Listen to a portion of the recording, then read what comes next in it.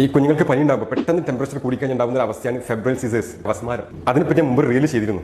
അങ്ങനെ നിങ്ങളുടെ കുഞ്ഞിനുണ്ടായ നിങ്ങൾ എന്താണ് ചെയ്യേണ്ടതെന്ന് പറയാനാണ് ഞാൻ ഇപ്പോൾ വന്നിട്ടുള്ളത്. നിങ്ങൾ ഓടിച്ചെന്ന് ഹോസ്പിറ്റലിൽ അപ്പം തന്നെ കൊണ്ടുപോകേണ്ട കാര്യമൊന്നുമില്ല.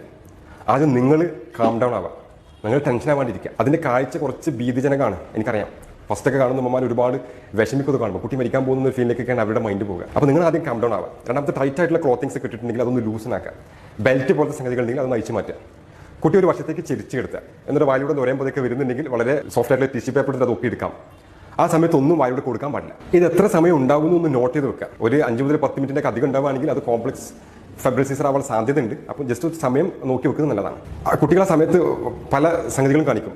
പിന്നെ ജെർക്കിങ് വരാം, സ്റ്റിഫായി മസിൽസ് സ്റ്റിഫായി നിൽക്കാം, കണ്ണു മുന്നോട്ട് നോക്കാം. ആ സമയത്ത് നമ്മൾ കുട്ടിയെ പിടിച്ച് വെക്കരുത്, കുട്ടിയെ ഫ്രീ ആയി വിട്ടു കൊടുക്കുക. ഷാർപ്പായിട്ടുള്ള ഒബ്ജക്ട്സ് ഒന്നും തൊട്ടടുത്തില്ല എന്ന് ഉറപ്പ് വരുത്തുക. കുട്ടി ഇളകുന്നിടയിൽ അതൊന്നും കണ്ണിലോ തലയിലോ തട്ടി മുറിവിൽക്കാതിരിക്കാനാണ്. ഇത് ഒന്നിലധികം തവണ ഒരേ ദിവസം ഉണ്ടാവുകയാണെങ്കിൽ തീർച്ചയായിട്ടും നിങ്ങൾ ഡോക്ടറെ അടുത്ത് പോയിട്ട് അതിൻ്റെ മെഡിക്കൽ സഹായം